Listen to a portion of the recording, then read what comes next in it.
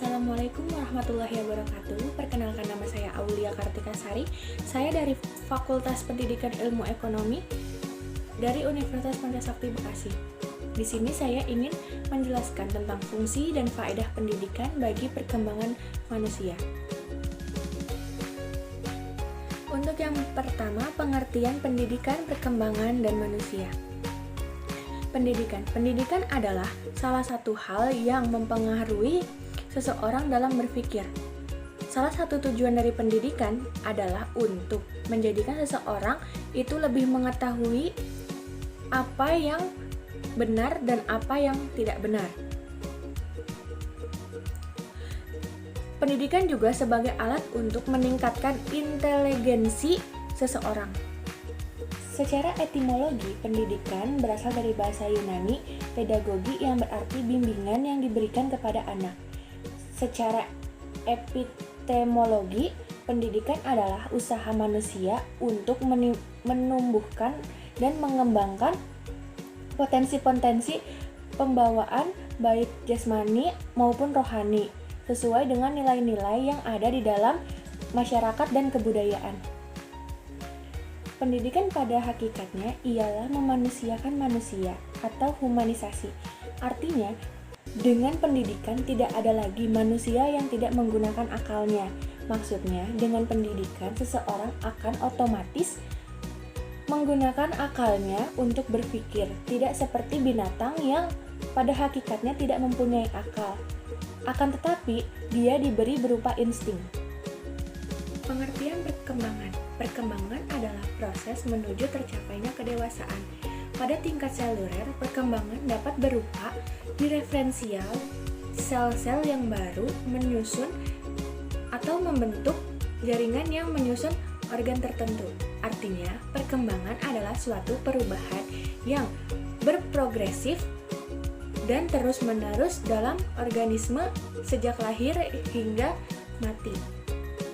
Berikut ini faktor-faktor yang memengaruhi perkembangan. Yang pertama, ada aliran nativisme atau pembawaan. Aliran ini merupakan faktor perkembangan dari sisi pembawaan seseorang. Yang kedua, ada aliran empirisme atau lingkungan. Aliran ini mempengaruhi perkembangan dari sisi lingkungan, baik itu biotik ataupun abiotik. Yang ketiga, ada faktor diri sendiri. Nah, faktor diri sendiri ini dilihat dari emosi, motivasi, sikap, dan sebagainya yang berasal dari diri seseorang sendiri. Selanjutnya, pengertian manusia. Pengertian manusia menurut bahasa. Secara bahasa, manusia berasal dari kata manu dalam bahasa Sanskerta dan dari kata mens dalam bahasa Latin yang berarti berpikir, berakal budi, atau makhluk yang berakal budi atau mampu menguasai makhluk lainnya. Hakikat manusia. Hakikat menurut bahasa berarti kebenaran atau sesuatu yang sebenar-benarnya atau asal segala sesuatu. Manusia adalah makhluk yang paling sempurna yang diciptakan oleh Allah Subhanahu wa taala. Jadi, hakikat manusia ialah ciptaan Allah Subhanahu wa taala yang paling sempurna. Selanjutnya ialah hubungan antara manusia dengan pendidikan.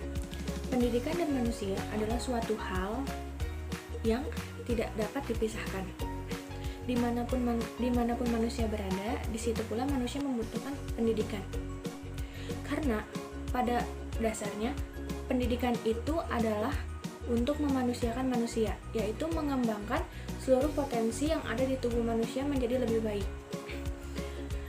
Pendidikan tidak akan bisa berjalan jika tidak adanya manusia, baik itu manusia yang menjalankan pendidikan atau manusia yang menerima pendidikan. Untuk selanjutnya ialah fungsi pendidikan bagi perkembangan manusia. Menurut Waraji 1980, pendidikan mempunyai fungsi sebagai berikut. Yang pertama, sebagai fungsi sosial. Yang kedua, sebagai fungsi kontrol sosial. Yang ketiga, sebagai fungsi pelestarian budaya masyarakat. Yang keempat, sebagai fungsi seleksi dan akulasi. Yang kelima, sebagai fungsi latihan dan pengembangan tenaga kerja.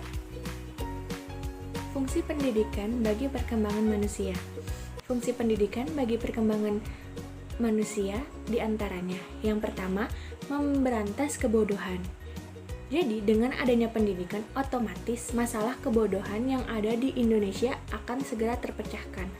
Yang kedua, menghilangkan kesalahpahaman. Banyak orang yang tidak berpendidikan akan berbicara tanpa berpikir terlebih dahulu.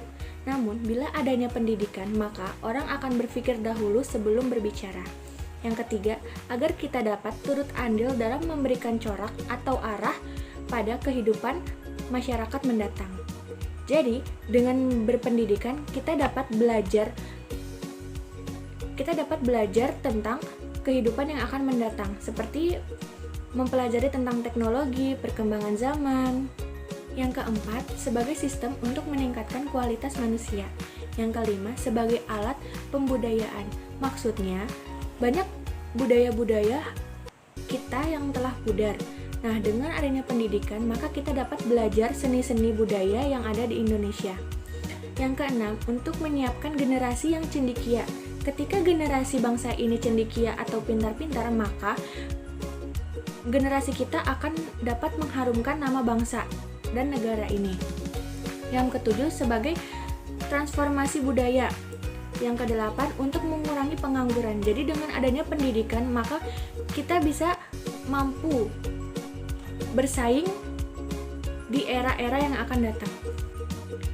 Untuk yang selanjutnya ialah kesimpulan. Jadi kesimpulannya adalah pendidikan adalah suatu usaha manusia untuk menumbuh kembangkan potensi-potensi yang ada dalam dirinya, baik itu jasmani maupun rohani, sesuai dengan unsur-unsur yang ada di masyarakat dan kebudayaan.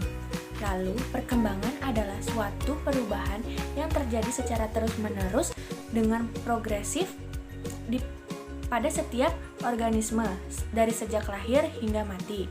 Dan manusia adalah makhluk ciptaan Tuhan yang paling sempurna, yang tersusun diantaranya dari kesatuan fisik, ruh atau jiwa, serta akal pikiran yang terus berkembang sesuai dengan perkembangan lingkungan dan zaman. Baik, sekian pemaparan saya tentang fungsi dan faedah pendidikan bagi perkembangan manusia. Bila ada kekurangannya, saya mohon maaf. Wassalamualaikum warahmatullahi wabarakatuh.